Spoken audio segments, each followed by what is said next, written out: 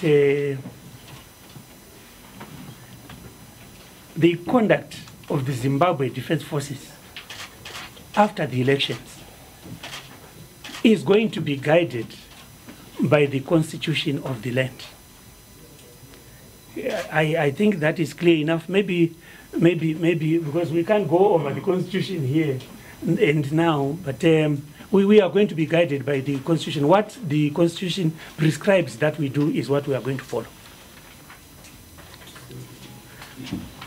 So maybe I'm not making my question clear. Yeah, you said you are going to be guided by the constitution. Yes. But if the minutes of the November events are anything to go by, was it constitutional for the military to intervene on the basis of avoiding a defeat for a political party when the constitution requires the military to protect all citizens regardless of any political party? Right. I think we are deviating from what we undertook to do at first. I thought we had agreed that today we are going to be talking about the role of the Zimbabwe Defense Forces in the upcoming harmonized elections. And I think that is a slight departure from what we are discussing here. Right at the end. Yes, I just have two questions, if you can invite. No, let's have one at a time. Okay, I'll make them double back.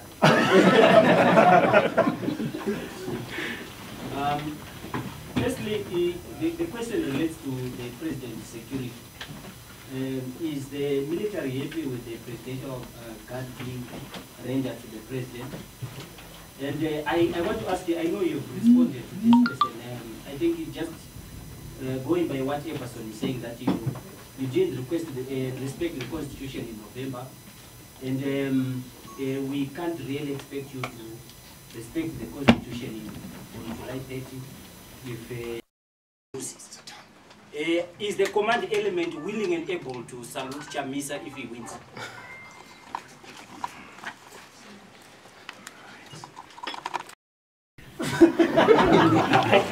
I think I've made myself very clear.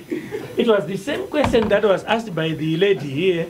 It was the same question that was asked by my brother, Everson.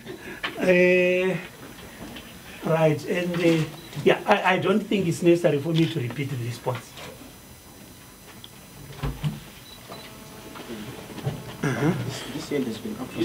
Oh, okay, just a moment.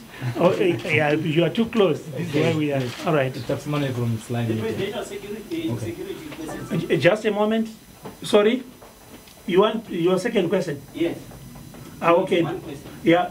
Sorry. No, it's not one. Let's have his first before we have your second question. No, I already asked the security provided to the president and the military. Ah, okay. Do you think that's adequate, and are you happy about it? All right. Okay. Thank you very much, sir, on that question.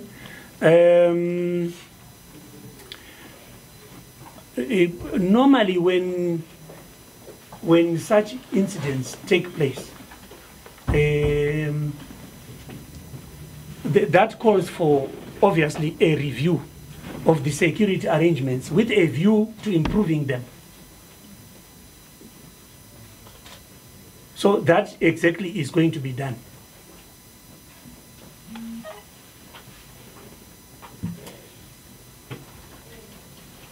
I'll continue. You mentioned that the Zimbabwe Defense Forces are in a position to help ZEC with transport.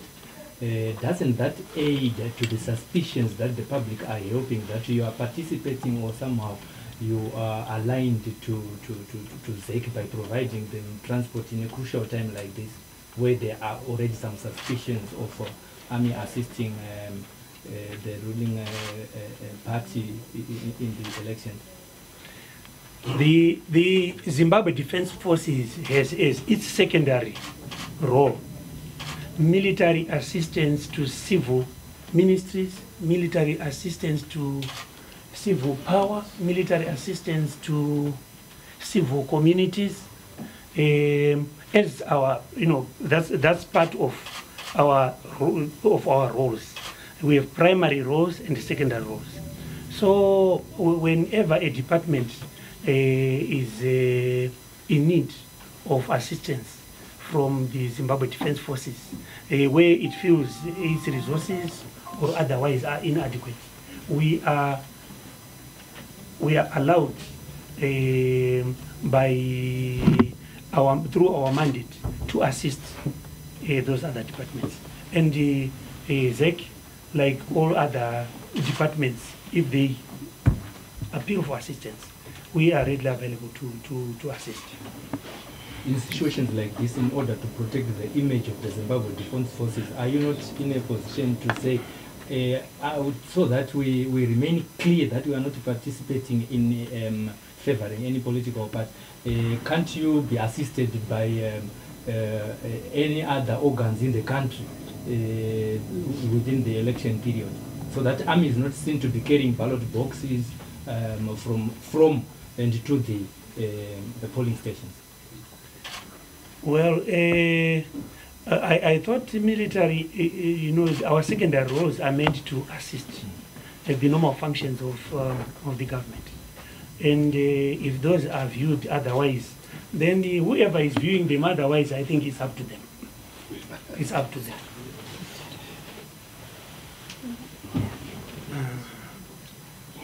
All right, I will only take the next 3 questions so that we don't have to continue repeating ourselves and wasting your time. And right, all right, Madam.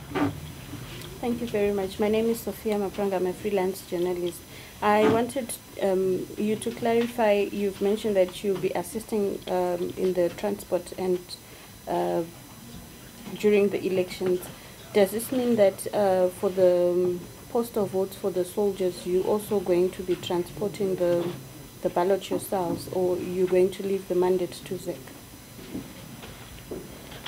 No, in fact, conduct of the election is ZEC's prerogative, it's not our direct role. Like I indicated earlier, it's not our direct role. We only come in and assist where we have been requested to assist. So whether we are going to assist ZEC in transporting one particular with transport in one particular area or another, I'm not very sure where they are going to ask for assistance. But we are ready to assist them if they will ask for such assistance.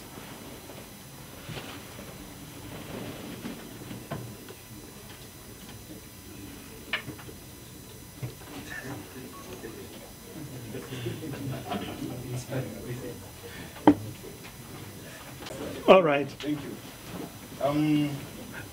And you should not make an effort to clear yourself. I don't have to clear myself, but I'm clear already. All right. It has taken the army or yourselves, the defense forces, the better part of 7 months to issue a statement refuting claims that we have deployed in the rural areas. Why has it taken this long? And do you think Zimbabweans trust the military?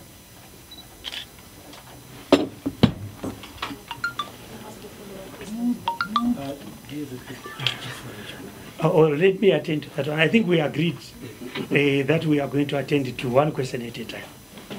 Right. The first one, you said it has taken us long. I didn't say long. I said the better part of 7 months. To respond to accusations that the military is deployed in the rural area to campaign for them. And do you think the military is trusted by citizens?